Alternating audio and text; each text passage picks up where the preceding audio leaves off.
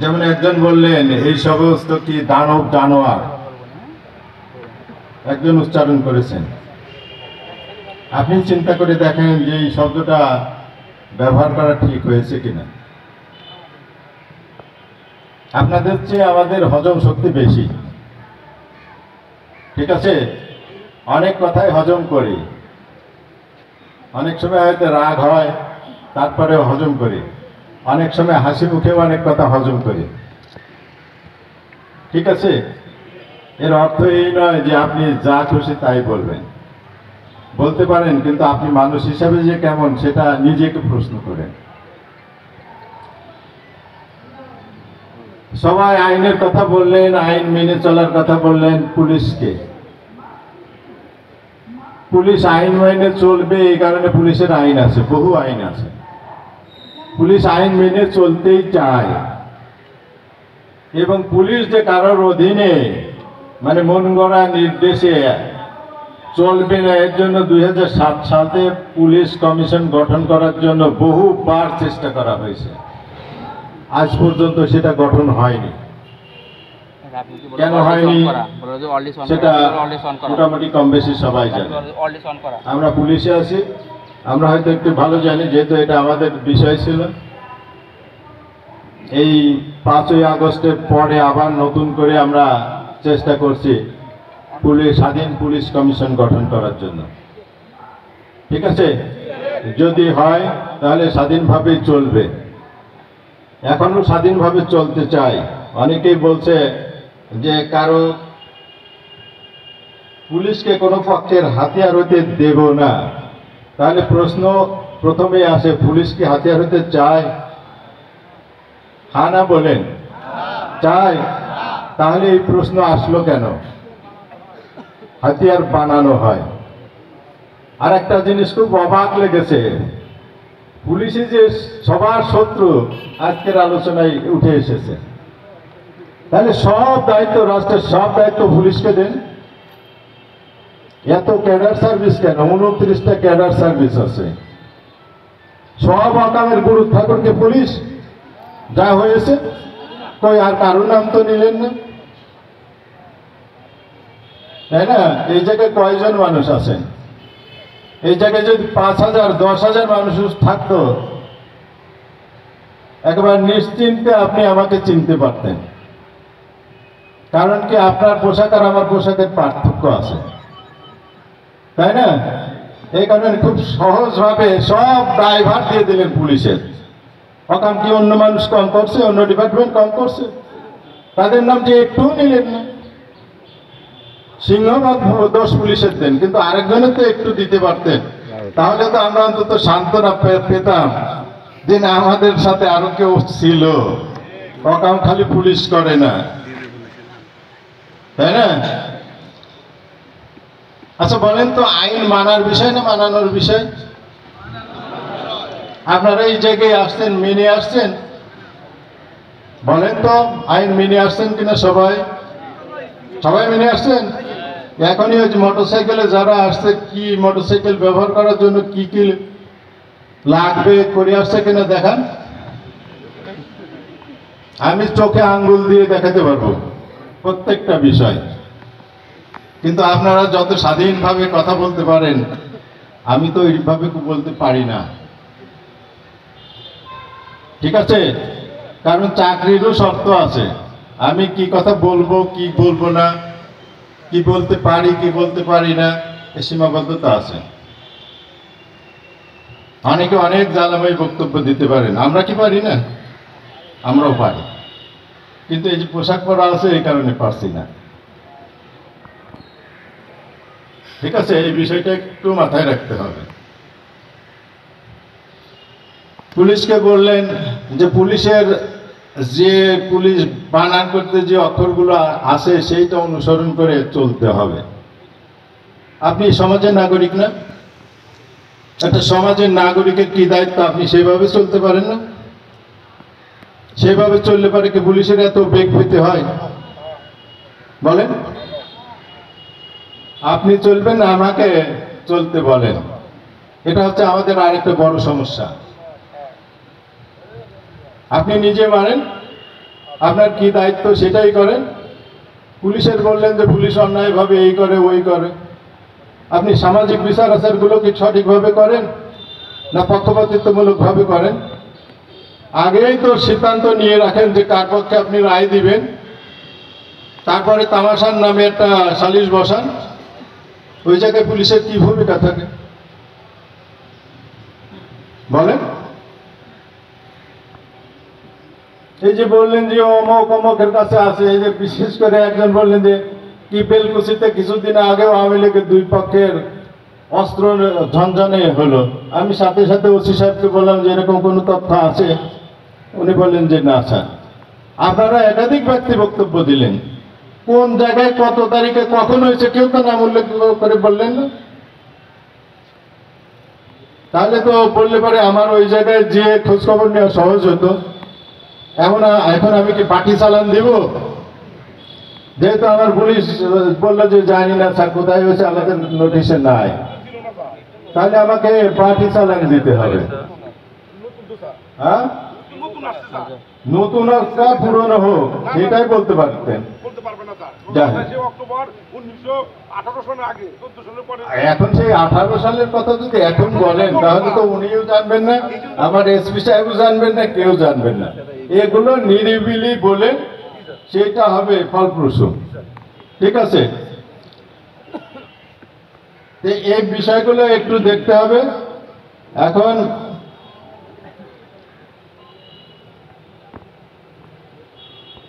পূজা মণ্ডপের যে বিষয়টা বলছেন, এর আগে আপনাদেরকে আরো বেশি করে ধন্যবাদ দিই।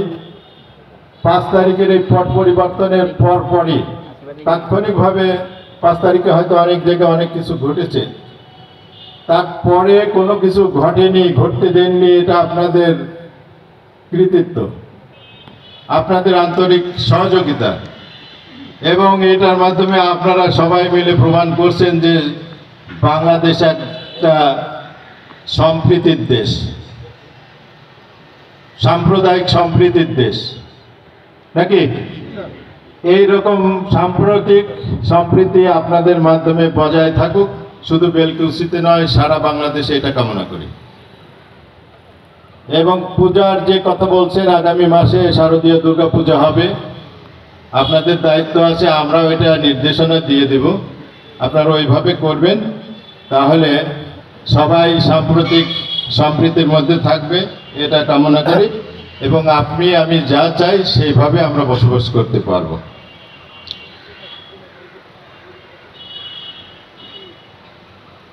এখন আপনারা যে বিষয়গুলো বললেন, এখন এক একজনের তো এক এক রকম চিন্তা ভাবনা নাকি, এক একজনের এক এক রকম জ্ঞান বুদ্ধি আল্লাহ দিয়েছে নাকি? আপনার মতের সাথে আমার মতের পার্থক্য হতেই পারে, হওয়াই স্বাভাবিক, এইটাকে আবার সমালোচনা করেন না, ঠিক আছে? এইটাকে সমালোচনা করেন না। এখন পুলিশকে যেটা বলছেন যে পুলিশের সেই অক্ষর অনুযায়ী হতে হবে, আমি আত্মবিশ্বাসের সাথে বলতে পারি সব পুলিশ খারাপ না। আপনি নিষ্পেষিত হয়েছেন, বহু পুলিশ নিষ্পেষিত হয়েছে, বহু পুলিশ নির্যাতিত হয়েছে, বহু পুলিশ বঞ্চিত হয়েছে, ঠিক আছে? আপনারটা হয়তো প্রকাশ সেইভাবে বলতে পারছেন, আমারটা বলতে পারি না, আমাদেরটা বলতে পারি না, পার্থক্য এটা, ঠিক আছে? উদাহরণ দিয়ে বলবো? উদাহরণ দিয়ে বলার দরকার নেই। এখন এই যে সবাই চান যে সুখে শান্তিতে বসবাস করতে নাকি? আগে এরকম হয়েছে, আপনি কথা বলতে পারেননি, ঠিক মতো চলতে পারেননি, আপনাকে বিনা কারণে মামলা দেওয়া হয়েছে। আপনি কি চান অন্যের বিরুদ্ধে এখন ওইভাবে মামলা হোক? যদি না চান, সেটাই হচ্ছে আসল চাওয়া,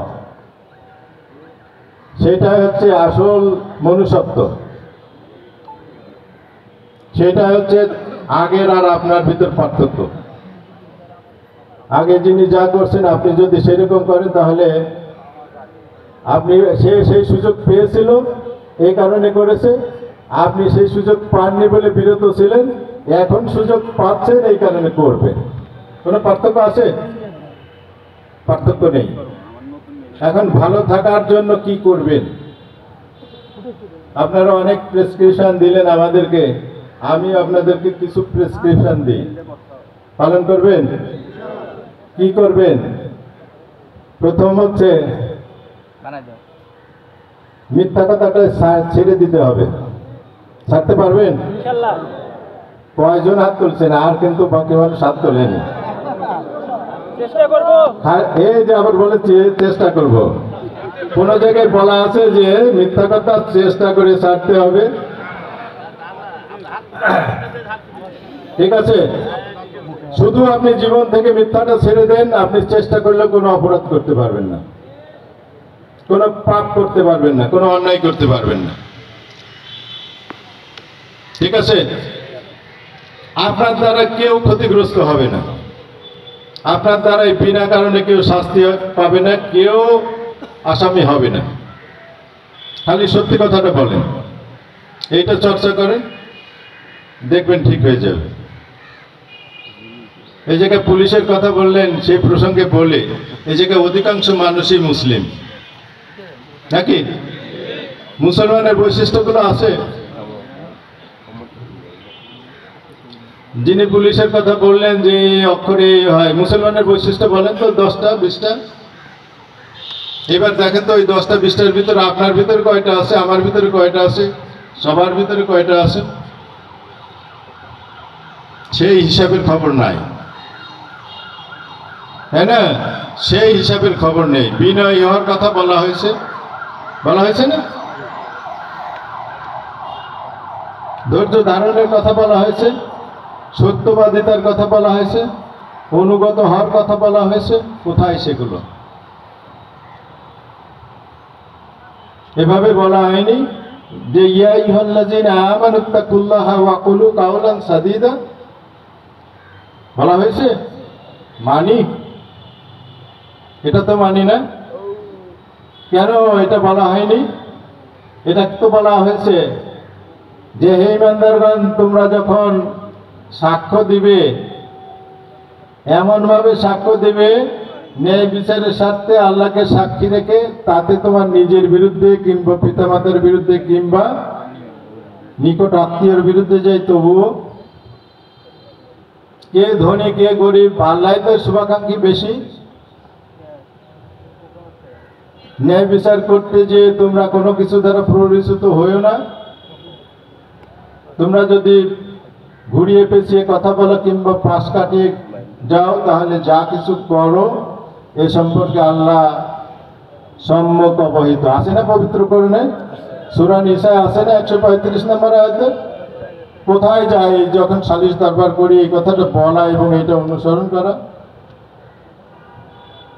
এটা বলা হয়নি ওয়ালা তালবিসুল হাক্কা বিল বাতিল ওয়া তাকতুমুল হাক্কা ওয়া আনতুম তা'লামুন? তোমরা সত্য এবং মিথ্যার মিশ্রণ ঘটিও না এবং জেনে শুনে সত্য গোপন করো না। কেন আপনারা সত্য আর মিথ্যার মিশ্রণ ঘটান? তাহলে এই সত্য আর মিথ্যার মিশ্রণ ঘটানো বাদ দেন, দেখেন সমাজ সুন্দরভাবে চলবে, সমাজে শান্তি আসবে। সত্য মিথ্যার মিশ্রণ ঘটান কখন? যখনই আপনি আপনার স্বার্থকে চিন্তা করেন যে কিভাবে বললে আপনার পক্ষে যাবে, আপনার লোকের পক্ষে যাবে, আপনি এটা ছেড়ে দেন। আপনি তো ভাই যে দলের নেতা হন আর যাই হন না কেন, যে পেশাজীবী হন, তার আগে তো আপনি একজন মুসলমান নাকি? তো জবাবদিহিতাকে আপনার দলের লোকের কাছে বেশি দিতে হবে না মুসলমানের হিসাবে আল্লাহর কাছে বেশি দিতে হবে? আল্লাহকে ভয় করেন?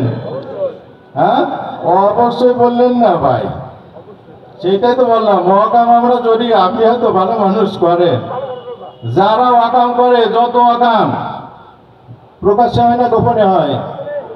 কেন? তাহলে গোপনে হলে আল্লাহ দেখে না ওইটা? আপনি তো মানুষকে ভয় করেন বলে কোনো মানুষ যাতে না দেখে এই কারণে লুকাই করেন। তাহলে কিভাবে আপনি বলেন যে আপনি আল্লাহকে বেশি ভয় করেন? মদ গাঁজা খাওয়ার সময়, কেনার সময় কি প্রকাশ্যে কেনেন? এই যে লেনদেন করার সময় কি প্রকাশ্যে করেন? তাহলে কারে ভয় করেন? আল্লাহকে ভয় করেন না বান্দারে ভয় করেন? এরকম বহু উদাহরণ আছে। ঠিক আছে, বান্দারে ভয় করেন তখন আপনার প্রেস্টিজ যায়। চুরি করলে, ঘুষ খাইলে সম্মান যায় না, দেখে ফেললে সম্মান যায়, তাই না? ভণ্ডামিটা আমরা ছেড়ে দিই। ঠিক আছে, ভণ্ডামিটা, প্রতারণাটা আমরা ছেড়ে দিই। আপনাকে ছাড়তে বলছি না, আমি সার্বিকভাবে বলতেছি, আমিও ছাড়ি, আপনারাও ছাড়ে। দেখবেন সমাজ ঠিক হয়ে যাবে। আপনাকে আমাকে এত দৌড়াদৌড়ি করা লাগবে না। ঠিক আছে, কিন্তু আমরা এই ক্ষেত্রেও ভণ্ডামি করি। আমরা যা বলি তা করি না, তাই না? এ ব্যাপারে নিষেধাজ্ঞা আছে না? কোরআনে নিষেধাজ্ঞা করা হয়নি? ইয়া আইয়ুহাল্লাযীনা আমানু লিমা তাকুলুনা মা লা তাফআলুন। হে ঈমানদারগণ, ঈমানদার হিসাবে সম্বোধন করছে। কেন তা তোমরা বলো যা করো না? দেখেন তো আমরা কি করি আর কি বলি, পুরাটাই উল্টা করি। সহজ একটা দেখেন যে আমরা কয়জন মানুষকে ভালো উপদেশ দিই, না খারাপ উপদেশ বেশি দিই? হ্যাঁ না বলেন? ভালো উপদেশ বেশি দিই না খারাপ উপদেশ বেশি দিই? খারাপটাই বেশি দিই। কিন্তু বলা হয়েছে যে তোমরা ভালো কাজে উপদেশ দাও, মন্দ কাজে নিষেধ করো। আর আমরা ভালোটাই নিষেধ করি, মন্দ কাজে উৎসাহিত করি। আর এখন আমাদের কি হয়েছে, ওই যে প্রফেসর সাহেবের উদ্দেশ্যে বলি, মাইন্ড করেন না, আমরা মিথ্যা বলাকে এখন স্মার্টনেসে রূপান্তরিত করে ফেলছে। যে যত বেশি মিথ্যা বলতে পারবে, ঘুরাই পেঁচাই কথা বলতে পারবে, সে হবে তত স্মার্ট। আপনারা এটা ছাত্রদের শেখাতে পারেন না? একবার একটা অনুষ্ঠানে এক জেলায় এসপি ছিলাম, নাম বলবো না, সেই জায়গায় পুলিশকে তুলা ধরা করে ফেললো। সবাই পিছায়, পুলিশ হচ্ছে চোর বাটপার। তো ওই সংস্থায় অধিকাংশ ছিলেন শিক্ষকরা। আমি আমার বক্তব্য বললাম যে এর জন্য আপনারা দায়ী। কারণ হচ্ছে আপনাদেরকে বলা হয় সমাজের মানুষ গড়ার কারিগর। আপনি আমাকে ঠিক মতো করতে পারেননি বলে আমি এরকম হয়েছি, খারাপ হয়েছে।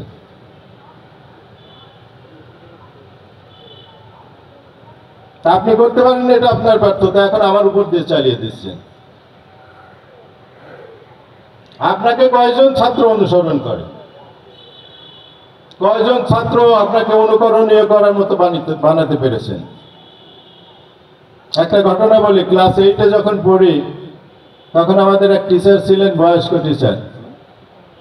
পাঞ্জাবি পরে আসছেন আর লুঙ্গি পরে আসছেন। বয়স্ক এই কারণে সে ক্লাসে আসছেন, এসে এক ছাত্রী পড়া ধরছে, পড়া পড়েনি। ছাত্রের গায়ে ছিল লাল শার্ট, পড়া পড়েনি। শিক্ষক হচ্ছে বয়স্ক, বয়স্ক মানুষের চোখে রঙিন জিনিস কি লাগে না, কষ্টদায়ক লাগে না?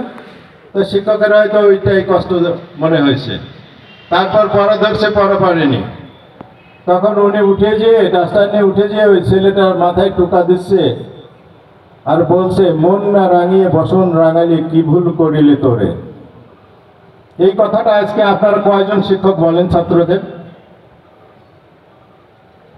বলেন, এরকম সব সমস্যা আছে কয়জন শিক্ষকের? হয়তো আছেন, কিন্তু কয়জন আছেন?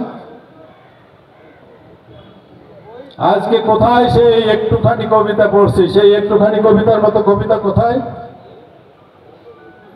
কি আমরা শিখবো আর আপনি কি পাঠ দিবেন? আপনি গোড়া থেকেই যদি আমাকে নষ্ট করে দেন, বিপদগামী করার সব পদ্ধতি করে দেন, আমি আমার কাছে কিভাবে আপনি ভালো কিছু প্রত্যাশা করেন? এই কারণে বলবো যে গোড়ায় হাত দেন।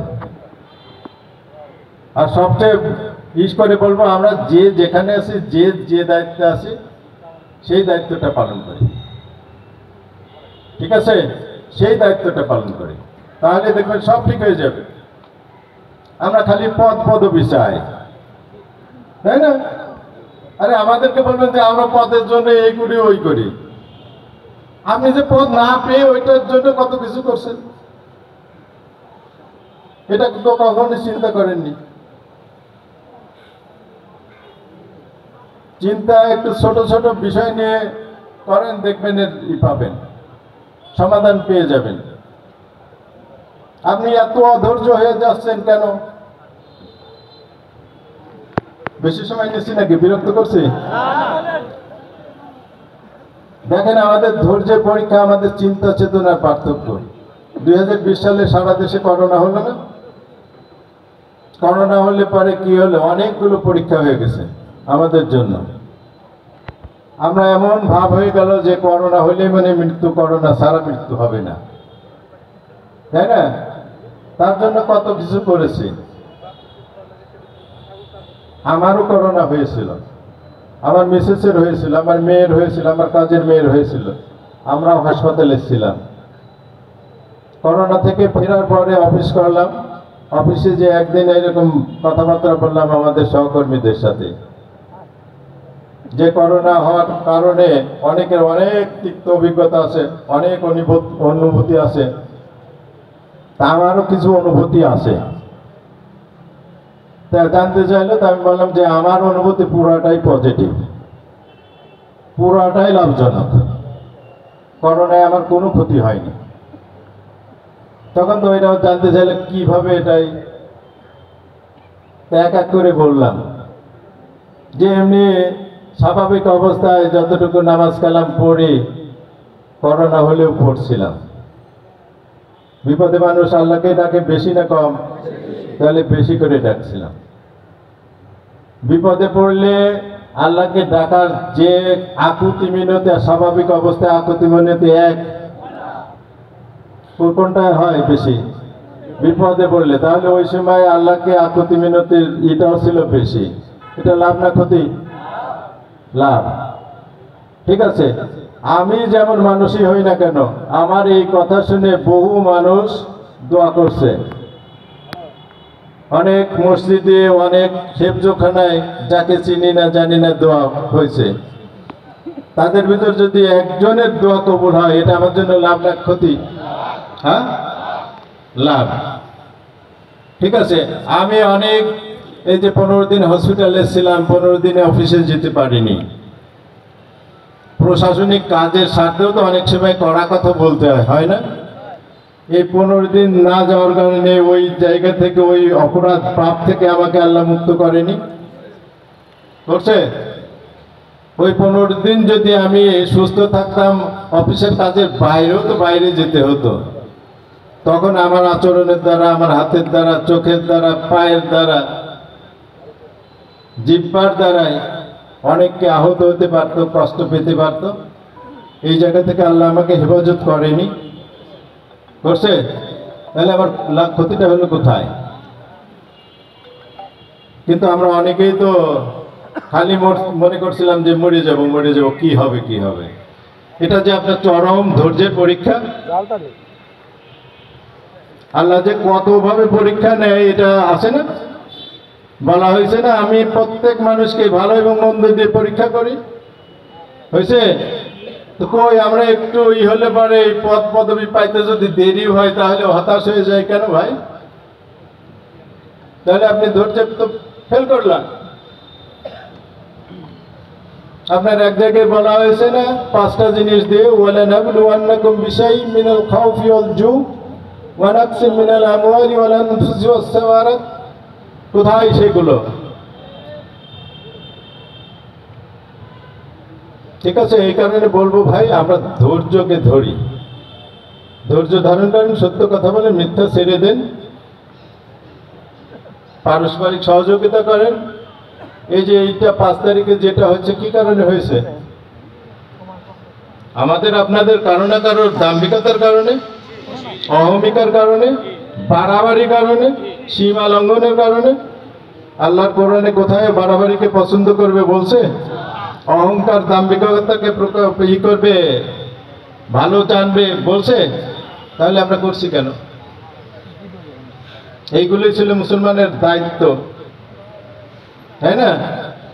আমরা আসলে মুসলমানের যে বৈশিষ্ট্য, সেই বৈশিষ্ট্য থেকে বহু দূরে যে এখন শান্তি খুঁজছে।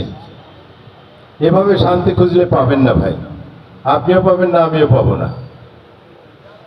শান্তির মূল জায়গায় খোঁজেন, সেইটা চর্চা করেন, দেখবেন অটোমেটিক্যালি শান্তি আপনার ঘরে আসবে। আর একটা বিষয় বলি, যেহেতু মুসলমান বেশি, শুধু এক ধরনের অপরাধ না, এই সমাজে যত ধরনের মামলা হয়, এই থানায় যত ধরনের মামলা হয়, এর হোতাকারা সব মুসলমান, দুই একটা ব্যতিক্রম ছাড়া সব মুসলমান। এর থেকে বোঝা যায় যে আমাদের বৈশিষ্ট্য কোথায় গেছে, আমাদের চারিত্রিক গুণাবলী কোথায় গেছে। আজকে আপনি বলছেন সমাজে শান্তি নেই, আপনার ঘরে শান্তি আছে? কয়জনের ঘরে শান্তি আছে বুক ফুলাই বলতে পারেন? এটা খোঁজেন, আগে নিজের ঘরে শান্তি প্রতিষ্ঠা করেন। আজকে দেখেন কত বিবাহ বিচ্ছেদ হচ্ছে, স্বামী স্ত্রীতে বনিবনা হচ্ছে না। কেন ভাই? কারণ হচ্ছে এই জায়গা আমরা ভঙ্গ করছি, আমাদের যেটা করার কথা সেটা ভঙ্গ করছি। কারণ মুসলমান সবাই তো কোরআন বিশ্বাস করি নাকি? সূরা রুমের 21 নম্বরে আয়াতে বলা হয়নি যে এটাও তোমাদের জন্য নিদর্শন, তোমাদের মধ্য থেকে তোমাদের স্ত্রীদেরকে তৈরি করা হয়েছে, বানানো হয়েছে। হ্যাঁ, যেখানে তোমরা সম্প্রীতি পাও, তোমাদের ভিতর ভালোবাসা সম্প্রীতি দয়া পয়দা হয়। তাহলে কেন নেই স্বামী স্ত্রীর ভিতরে এত পার্থক্য কেন, এত ঝগড়া বিবাদ কেন, এত বিবাহ বিচ্ছেদ কেন? বিবাহ বিচ্ছেদ এই কারণে আমি মনে করি, সঠিক কিনা জানি না, আমরা এই জায়গায় যারা বিবাহিত পুরুষ আছি, অধিকাংশ পুরুষ আমার স্ত্রীর দেনমোহরটাকে পরিশোধ করিনি, পুরোপুরি পরিশোধ করিনি। তা আপনি আপনার স্ত্রী একেবারে নিকটজনের হকটা মারিয়ে দিলেন আর তার কাছ থেকে শান্তি পাবেন, তাই না? যেমন শান্তি যে পুলিশের কাছে চাচ্ছেন, উল্টা দেনমোহর তো দেয়নি, আরো যৌতুক নিয়েছে, বিভিন্নভাবে নির্যাতন করছে। আপনি ভাই দেনমোহরটা পরিশোধ করেন, যৌতুক নিয়েন না, আপনার সংসারে শান্তি আসবে। ঠিক আছে? আবার বলেন যে এত দেনমোহর কেন? দেনমোহরে বিয়ের আগে কত কথা বলেন কেন? দেনমোহরের বিষয়টা ফয়সালা করে নিতে পারেন না? যদি আপনার সামর্থ্য অনুসারে দেনমোহরে না রাজি না হয়, আপনি চলে আসেন, আপনার বিয়ে করার দরকার নেই, এটা তো করেন না। আবার আপনি নিজে দেনমোহর বেশি দিতে অনীহা প্রকাশ করেন, নিজের বোনের নিজের মেয়ের বিয়ের সময় তো আবার দেনমোহর কত বাড়ানো যায় সেইটা নিয়ে আবার ঝগড়াঝাটি করেন। আমাদের এই স্ববিরোধী কার্যকলাপ, স্ববিরোধী কথাবার্তা, স্ববিরোধী আচরণ থেকে আমাদেরকে বিরত থাকতে হবে। এটা করি আমরা, দেখবেন সমাজে সবাই ইনশাল্লাহ শান্তিতে বসবাস করতে পারবে। ঠিক আছে, কথা আর বাড়াবো না। পরিশেষে বলবো, আপনারা এই 5 তারিখের আগে এবং 5 তারিখ থেকে এ পর্যন্ত যেভাবে সহযোগিতা করছেন, আমাদের সেইভাবে সহযোগিতা করেন। আমরাও আপনাদের বন্ধু হতে চাই। যদি না হতে পারে সেটা ছিল সীমাবদ্ধতা, যদি কেউ না হতে পারে সেটা ছিল তার ব্যক্তিগত ব্যাপার। সে নিজেই ব্যক্তি হিসাবে হয়তো ভালো হতে পারেনি, ভালো মানুষ না। মুসলমান হলে সে ভালো মুসলমান হতে পারেনি, হিন্দু হলে সে ভালো হিন্দু হতে পারেনি। ঠিক আছে, এইটা আমরা এই করি, ধরে রাখি, আর নিজেকে ভালো হওয়ার জন্য এই করি, চেষ্টা করি। আপনি অন্যকে ভালো করার আগে দায়িত্ব নিয়েন না, আগে আপনি নিজে ভালো হন, তারপরে অন্যের দায়িত্ব নেন। ঠিক আছে? ওই যে একটা কথা আছে না, চ্যারিটি বিগিনস কোথায়? From home. নিজের বাড়ি থেকেই করেন। ঠিক আছে? এই যে ব্যবসায়ী সম্প্রদায়ের একজন বললেন, আমরা প্রতিটা কাজে দেখেন সালাম বিনিময়ের কিন্তু অভাব নেই, কিন্তু সালামের যে তাৎপর্য সেই অনুসারে আমাদের বাস্তবায়ন নেই। ঠিক আছে? ব্যবসায়ী এক ভাই বলছিলেন, খুব গরম গরম কথাই বললেন, ইমাম আবু হানিফা উনিও কাপড়ের ব্যবসা করতেন, তাই না? তো ওনার সাথে ওনার এক পার্টনার ছিলেন, উনি বাইরে যাবেন, তো একটা কাপড়ের ত্রুটি ছিল। তো উনি ওনার পার্টনারকে বললেন যে এই কাপড়ের ত্রুটি আছে, যদি কোনো ক্রেতা আসে তাহলে তাকে জানিয়ে এটা বিক্রি করো কম দামে। তারপর ইমাম আবু হানিফা ফিরে আসলেন, আসার পরে জিজ্ঞাসা করলেন যে ওই কাপড়টা বিক্রি করা হয়েছে? তো বললেন যে হ্যাঁ হয়েছে। তো তুমি কি ওই কাপড়ে যে ত্রুটি ছিল এটা বলেছিলে? যে না, এটা বলিনি, ভুল হয়ে গেছে। তখন উনি বললেন যে টাকায় বিক্রি করা হয়েছে পুরো টাকাটাইকে দান করে দাও। আজকে কি আমাদের এই স্বভাব অভ্যাসটা আছে ব্যবসায়ীদের মধ্যে? ব্যবসায়ীদের মনে কষ্ট পায় না, এটা সবার ভিতরে। আমরা যে যেখানে আছি আমাদের সবার আচরণ এইরকম হয়ে গেছে, তাই না? আল্লাহর পবিত্র কোরআনে এই ওজন দেওয়ার ব্যাপারে কত জায়গায় বলা আছে, সেটা তো অনুসরণ করি না ভাই। কোরআন হয়তো প্রত্যেক দিনই পড়ি, কিন্তু অনুসরণ করছি না। কোরআনটা শুধু পড়ার জন্য না, কোরআন পড়ার জন্য, বোঝার জন্য, মানার জন্য, সর্বশেষ হচ্ছে এটা জানানোর জন্য। আমরা খালি পড়তেই আসি, পড়ার ভিতরেই আসি, ঠিক আছে? কোরআন কোড অফ লাইফ হবে যখন আপনি এটা পড়ে বুঝবেন এবং মানবেন, তখনই হবে এটা কমপ্লিট কোড অফ লাইফ। আপনি জীবনটাকে সুন্দর করতে চান, কোরআনটা পড়েন এবং মানেন, জীবন অটোমেটিক্যালি সুন্দর হবে। অনেক কথা বললাম ভাই, কেউ যদি সামান্যতম কষ্ট পেয়ে থাকেন ক্ষমা করে দেন, ঠিক আছে? তবে অনুরোধ থাকবে, যা বললাম 5 মিনিট একটু চোখ বন্ধ করে চিন্তা করবেন যে আমি ঠিক বললাম না ঠিক বললাম। আমার কথা না, এটা কোরআনের কথাই। তারপরে যদি আপনার মানতে ইচ্ছা হয় মানেন, না ইচ্ছা হয় না মানেন, ঠিক আছে? সবাই ভালো থাকেন, সুন্দর থাকেন, কারণ আসরের নামাজের ওয়াক্ত প্রায় শেষের পথে। আল্লাহ আমাদের সবাইকে ভালো রাখুক, সুন্দর রাখুক, আমাদেরকে এই সৎ ইচ্ছা এবং সৎ কাজ করার বেশি বেশি তৌফিক দান করুক, অসৎ কাজ থেকে আমাদেরকে বিরত থাকার তৌফিক দান করুক। সবাইকে আবারও অসংখ্য ধন্যবাদ জানিয়ে আমি কথা শেষ করছি। এবং এর পরেও বলবো, কারো যদি জরুরি কোনো কথা থাকে বলেন, অসুবিধা নেই ভাই, আমি নামাজটা পড়ে আসি। আমরা সবাই নামাজ পড়ি, তারপরে কারো কথা থাকলে বলেন, ঠিক আছে? সবাইকে অসংখ্য ধন্যবাদ।